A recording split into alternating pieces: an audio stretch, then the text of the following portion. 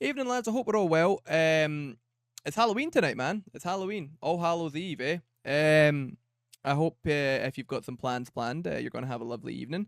If not, I hope you're able to kick back and relax. You know, it is Friday after all. You know, if you've had a hard week, I hope you can relax.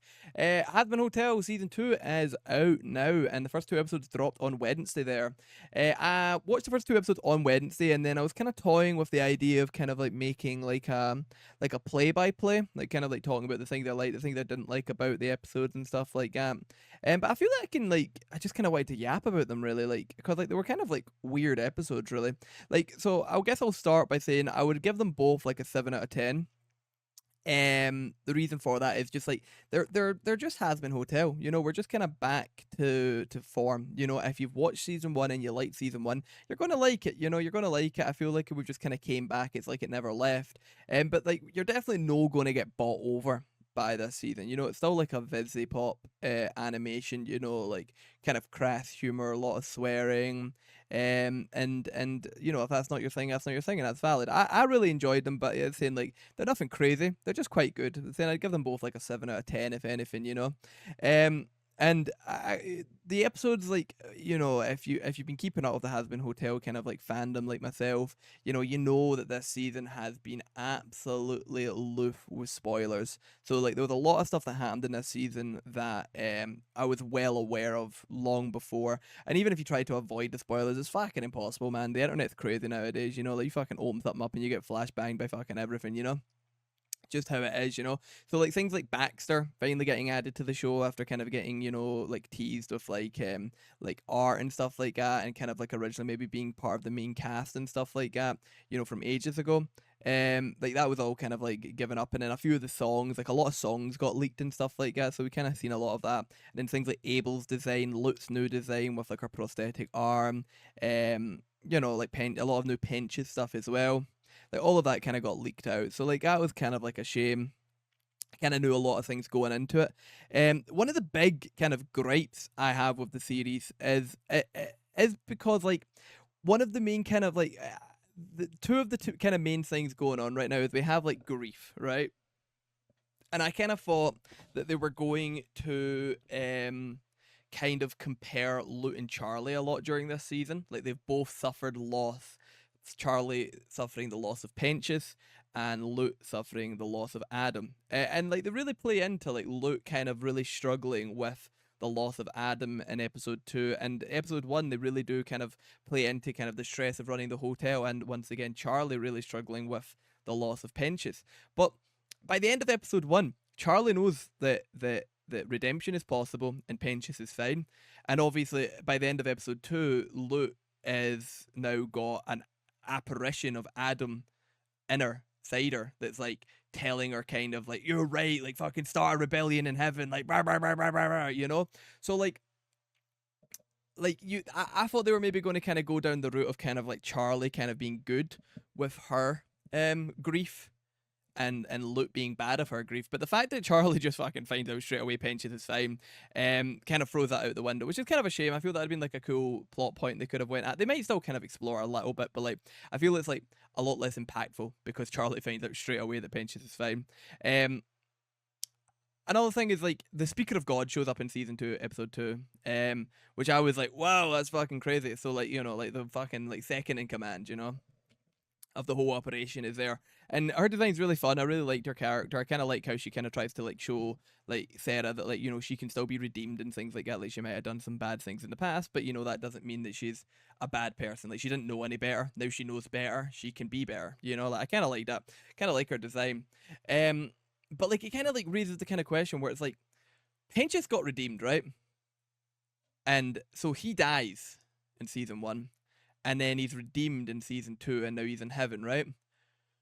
So it's like, what fucking happens to everyone else, man? Like, I hope they explain it. Like, like it's like it was like a huge kind of like it gnawed at me during the entire of episode 2 that just like they're just like, oh, you're special, and that's it. They don't go any further in it, and it's like the fucking Speaker of God's there. Ask them what's up. Like what happened to Adam? Where's Adam? Why is Adam dead? Like what? Like why is like he not in hell, or like what happens to souls that like because it's like if redemption is possible, then like sinning is possible in heaven. No, so like if you die a sinner in heaven, why do you not then go to hell? Like if you are in hell and you die a sinner in hell, then I would make you could toy away with that and kind of be like, well, you haven't changed, you haven't been redeemed, so like your soul goes into the void or whatever, you're then reincarnated or something like that, like like or whatever. But there's nothing like that for Adam. Like Adam was not a good person in heaven. So like you would think he would then go to hell, much like how Penches was a good person in hell, so he went to heaven. But there's just nothing like that, and like maybe like they'll play into it more. But like I feel these are things that they should be asking if the fucking speaker of God is so easy to talk to, and then like or like can't they just ask the speaker of God to talk to God, or are they going to pull like a preacher and like God is missing or something like that, and like nobody can talk to him for some reason? Like I'm curious about that as well. Like what's going to go on there? I feel like there's a lot of kind of like open-ended questions that like I feel like kind of need to be talked about in the show, or they're just going to become bigger and bigger issues. Like they can't just kind of keep walking around and being like, Penches is special, or at least I don't think they can kind of keep getting away with that. Um, what else has been going on with the seasons? I kind of like Heaven. Heaven's kind of funny. I really like how Heaven is kind of actually Penches' hell. I think that's kind of like a fun dynamic. I really hope that they kind of like expand on a lot of the Heaven characters, because like people like St. Peter that like show up quite frequently at the start of season 2, and obviously had like a role in season 1. Like it made sense for them to be quite one dimensional in season 1. I feel because like it's a quick jaunt to Heaven, and they're just kind of showing the good sides of Heaven. I would kind of like if there's also maybe like a not so good side of Heaven, and like that's maybe where we'll kind of get like the 2 dimension side of kind of like St. Peter and stuff like that, especially characters like Abel. Like Abel showing up, like Abel feels like they can be very interesting because like I wouldn't say Abel's like a shy character. They're very willing to talk. They're just not very confident in the role that they've been given, is because they've now kind of inherited Adam's role as kind of the head of the army, which I quite like. I quite like this idea of him just not really being confident in that role, but him himself not being shy. I feel it's like a really fun character trait, because then it's like it could be like he'll grow into the role, or alternatively he'll kind of like kind of be like, no, this isn't for me, fuck this, and get rid of the role entirely. Like there's a lot they can kind of do with him, and like I feel there's just like there's been a lot of setup, and I think like it's just kind of like it's now up to season 2 to kind of pay it off.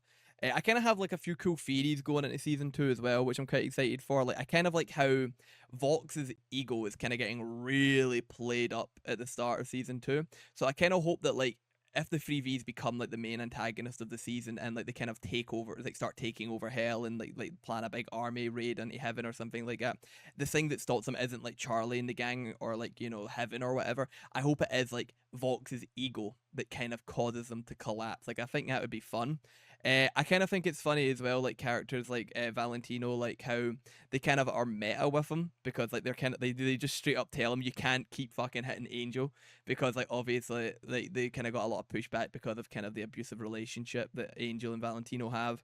And if Valentino is now going to become like a main character, or like a more important character, I can understand why they might not exactly want this kind of like abusive like control freak to kind of be on the main cast. Especially because like the way the 3Vs are kind of like situated, at least in episode 2, I would not be shocked if Valentino's kind of the one of the 3Vs that kind of like sides of the hotel, or kind of turns out to be like, like the better of the 3 or something like that. Or like maybe like he'll be the one that will try and get redeemed or something like that. Like I would really not be shocked if he's the one that gets the redemption arc out of the 3 of them.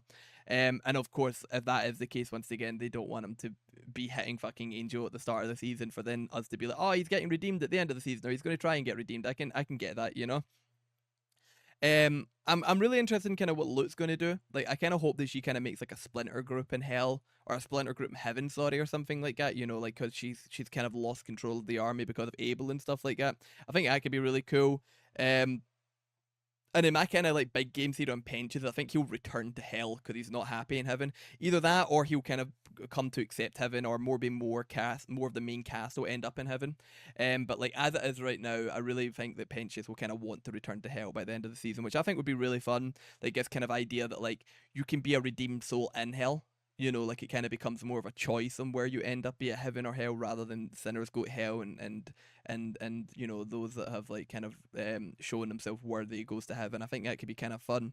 But yeah, no, like overall, it's been like quite a fun start of the season. I feel like just kind of like the whole like thing of kind of why Penches is still alive really needs to get answered. They can't like, and I'm really interested in kind of how they will answer it.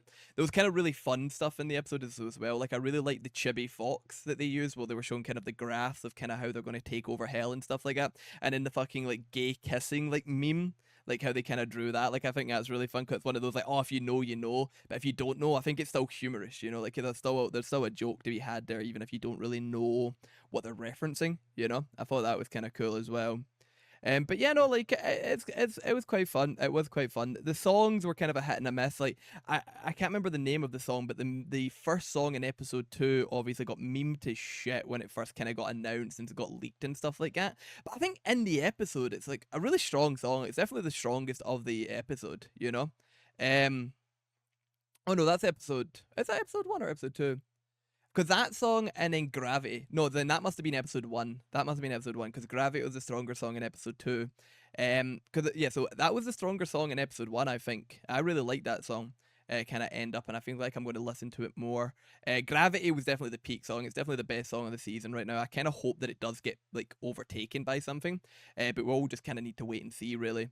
I do wonder if Jack the Ripper is going to kind of get more involved because obviously Pench has seen Jack the Ripper commit murder, so I'm interested in seeing like if that will go anywhere, if it's going to get dropped. I really hope it doesn't get dropped because like I always have the worry stuff is going to get dropped because stuff gets dropped all the time in Hell of a Boss. But like this, it's more structured. It's ran by Amazon. You know, there's more writers in the room, I imagine, and things like that. So I kind of hope that a lot of these kind of plot threads aren't just randomly dropped. I really hope that we do get explanations for it and they're not just kind of waved away. Like I've got more faith in Hell of a Boss or Hazbin Hotel, sorry, than Hell of a Boss. So I'm really hoping for the best, to be truthful with you. I just have a lot of thoughts, really. I just have like so many different thoughts. I'm interested in what's going to go on with Lilith. I really like the kind of theory that like Lilith, for one reason or another, doesn't really like Charlie, and like if she does kind of get more involved with Charlie, it will be kind of like a facade, to try and pull Charlie to her side for her own agenda, whatever it be. If you believe in the kind of like, oh, like Rue's a character and Rue's going to show up and Lilith and Rue are doing stuff together. If Rue's even a canonical character or an equivalent of Rue. Like there's a lot they could do, and I'm interested in kind of exploring it and seeing where the show will go. I don't really know if I'm going to do kind of like a rant video for every episode. I just kind of felt because this is kind of the start of the season, I would drop one just because like I've got a lot of thoughts, I've got a lot of feelings. I might wait until kind of maybe the end of the season to kind of do like another retrospective, or I think a retrospective at the end of the season would be fun. I would also maybe like to do like a tier list when the entire series is out, of just kind of talking about the different the different songs and kind of rating them in my opinion and stuff like that. I think that would be really fun. But overall, I'm really excited. I'm really excited to see more Alistair. I'm really excited to see more Lucifer. I'm interested in kind of seeing how Charlie will develop through the season. I want to know what kind of happens to Penches. I'm interested in this kind of like overarching plot of Lilith. I want to know what's going to happen to the 3Vs. Like there's enough there that keeps you involved and interested. I just feel that like a lot of my larger questions, I'm just kind of concerned that they might not get answered, is kind of my main thing. I'm hoping they do. I'm just kind of worried that they won't. But who knows, man? Who knows? Anyway, gamers, as always, thanks for vibing. I hope you have a lovely Halloween, and I'll talk to you later. Eh?